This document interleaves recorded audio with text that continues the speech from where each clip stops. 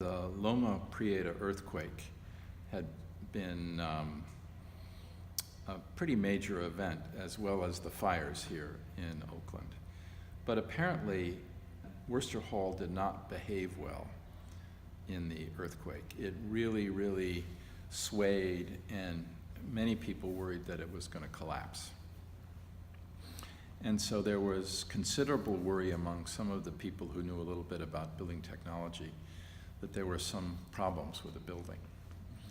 So they came to me when I first got here. So I had an independent engineer do a seismic analysis of Wurster Hall.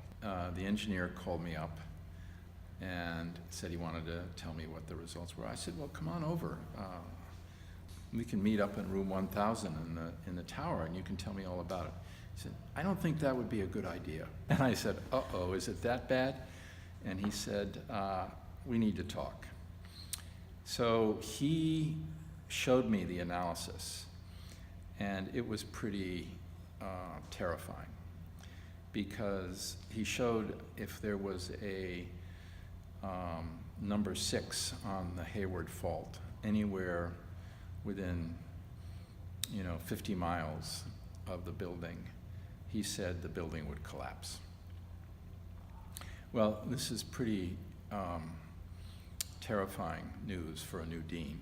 And you wonder what your responsibility is if you know that this is a real danger, what to do. After a lot of discussion and concern, they decided to stay as long as we put in to process the fastest way we could get the building retrofit. Design is really interesting, how they had to retrofit it, but it was almost like heavy road construction in here, to jackhammer out all concrete, to add new concrete shear walls, to add new concrete drag beams throughout the building. The designs have been done, the project's been bid. It's the fall. They're going to start construction the next fall.